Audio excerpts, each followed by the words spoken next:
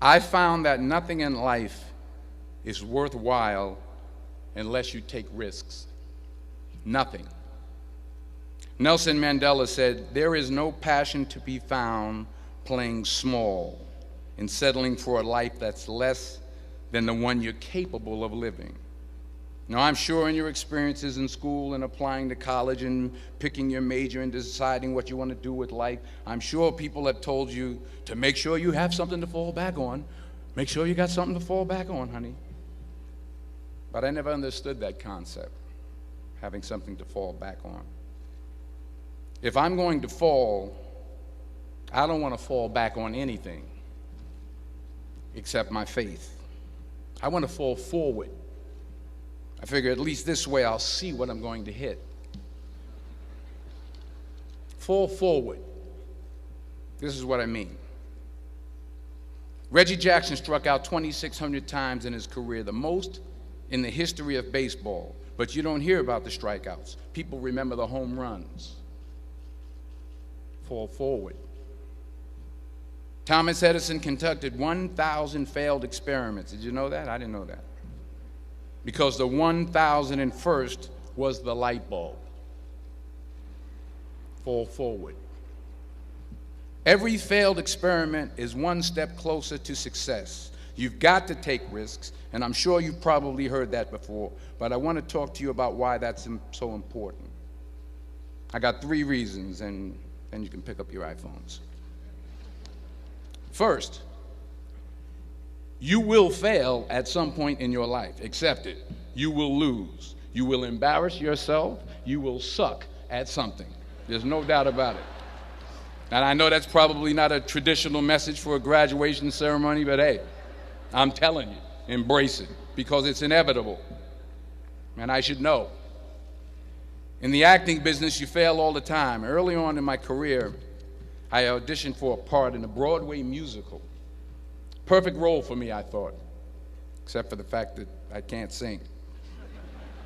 So I'm in the wings, I'm about to go on stage, but the guy in front of me, he's singing like Pavarotti. He's just, and he's just going on and on and on, and I'm just shrinking. I'm getting smaller and smaller. So they say, "Oh, thank you very much, and you'll be hearing from us." So I come out with my little sheet music, and it was Just My Imagination by the Temptations. That's what I came up with. So I hand it to the accompanist, and she looks at it and looks at me and looks out at the director and was like, all right. So I start, I'm going to sing. I'm like, it's just my imagination once again, and they're coming away with me. And they're not saying anything, so I'm thinking I'm getting better. So I start getting into it. It was just my imagination. Running. This, thank you very much, Mr. Washington. Thank you. So I assumed I didn't get the job. But the next part of the audition, he called me back. The next part of the audition is the acting part of the audition. Now I'm like, hey, okay, maybe I can't sing, but I know I can act. So they pair me with this guy, and again, I didn't know about musical theater. And musical theater is big, so they can reach everyone all the way in the back of the stadium. And I'm more from a realistic, naturalistic kind of acting where you actually talk to the person next to you. So I don't know what my line was. My line was, well, hand me the cup. And his line was, well, I will hand you the cup, my dear. The cup will be there to be handed to you. I said, oh, okay. Well, should I give you the cup back? Oh, yes, you should give it back to me, because you know that is my cup and it should be given back to me. I didn't get the job. But here's the thing. I didn't quit. I didn't fall back. I walked out of there to prepare for the next audition, and the next audition, and the next audition. I prayed. I prayed, and I prayed. But I continued to fail and fail and fail. But it didn't matter, because you know what?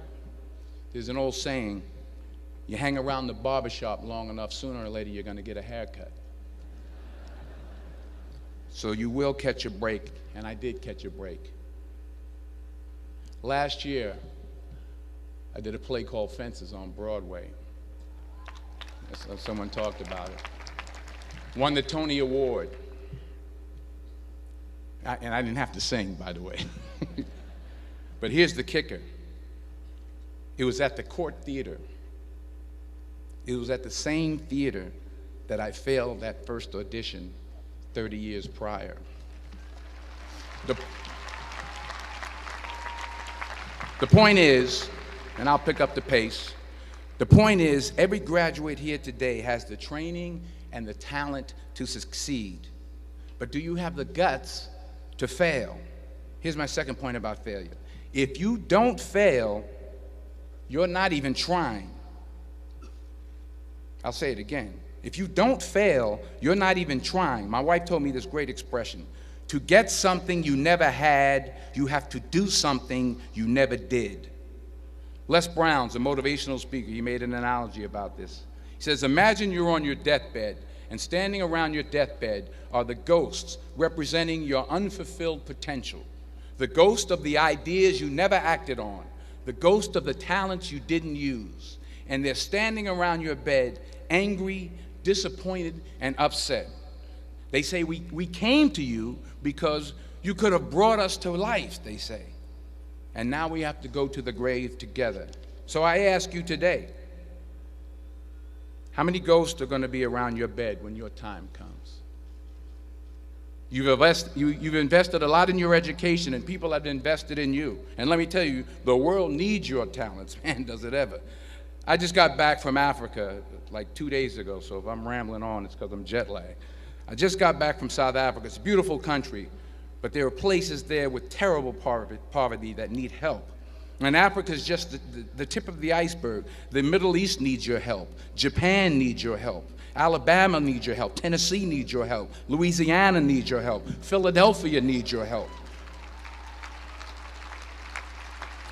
The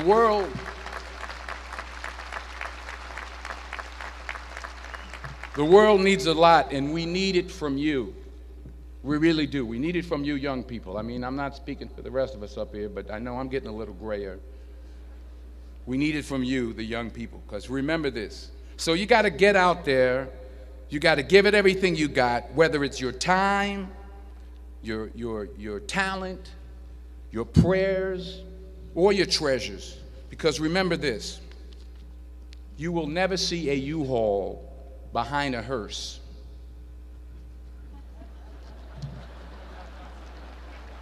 I'll say it again. You will never see a U-Haul behind a hearse. You can't take it with you. The Egyptians tried it, and all they got was robbed. So the question is, what are you going to do with what you have? I'm not talking about how much you have. Some of you are business majors. Some of you are theologians, nurses, sociologists. Some of you have money. Some of you have patience. Some of you have kindness. Some of you have love. Some of you have the gift of long suffering. Whatever it is, whatever your gift is, what are you going to do with what you have? All right, now here's my last point about failure. Sometimes it's the best way to figure out where you're going. Your life will never be a straight path. I began at Fordham University as a pre-med student. I took a course called cardiac morphogenesis. I still can't say it. Cardiac morphogenesis. I couldn't read it. I couldn't say it. I sure couldn't pass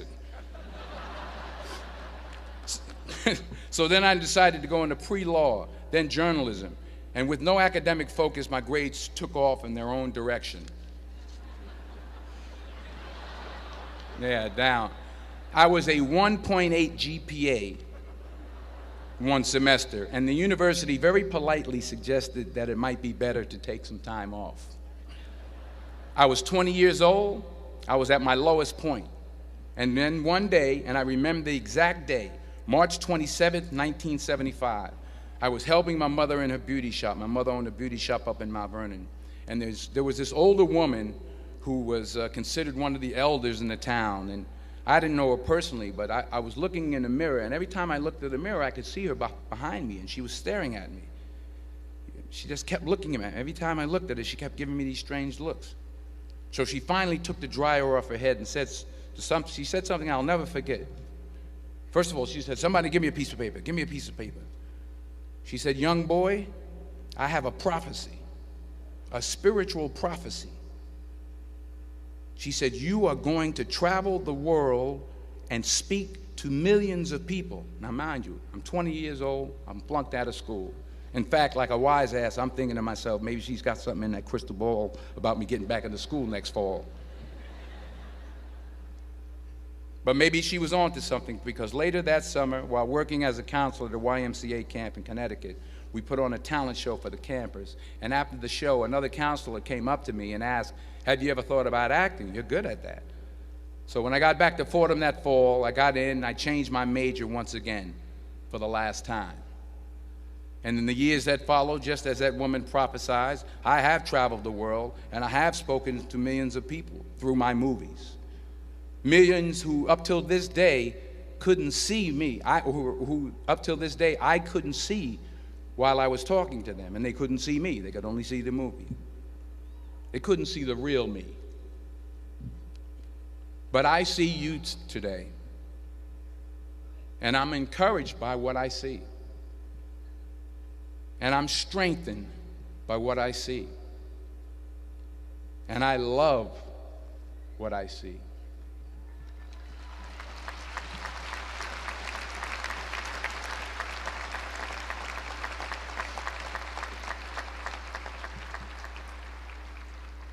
One more page, and I'll shut up. Let me conclude with this one final point, and actually the president kind of brought it up. It has to do with the movie Philadelphia. She stole my material. Many years ago, I did this movie called Philadelphia. We filmed some of the scenes right here on campus. Philadelphia came out in 1993. Most of you were probably still in diapers. Some of the professors, too. But that cracked me up. But it was a good movie. Rent it on, Netflix. It's a good movie. Rent it. I get 23 cents every time you rent it. Please, rent it. True. Parents up there, rent it. Netflix, please. Tell your friends, too. It's about a man played by Tom Hanks who's fired from his law firm because he has AIDS. He wants to sue the firm, but no one's willing to represent him until a homophobic ambulance chaser lawyer, played by yours truly, takes on the case. In a way, if you watch the movie, you'll see everything I'm talking about today. You'll see what I mean about taking risk or being willing to fail. Because taking risk is not just about going for a job. It's also about knowing what you know and what you don't know. It's about being open to people and to ideas. In the course of the film, the character I play begins to take small steps, small risks. He very, very, very slowly begins to overcome his fears. And I feel ultimately his heart becomes flooded with love. And I can't think of a better message as we send you off today. To not only take risks, but to be open to life, to accept new views, and to be open to new opinions, to be willing to speak at a commencement at one of the best universities in the country, even though you're scared stiff. While it may be frightening, it will also be rewarding. Because the chances you take, the people you meet, the people you love, the faith that you have, that's what's going to define you. So members of the class of 2011, this is your mission.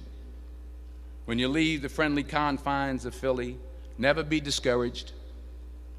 Never hold back. Give everything you got. And when you fall throughout life, and maybe even tonight after a few many glasses of champagne, remember this: fall forward. Congratulations. I love you. God bless you. I respect you.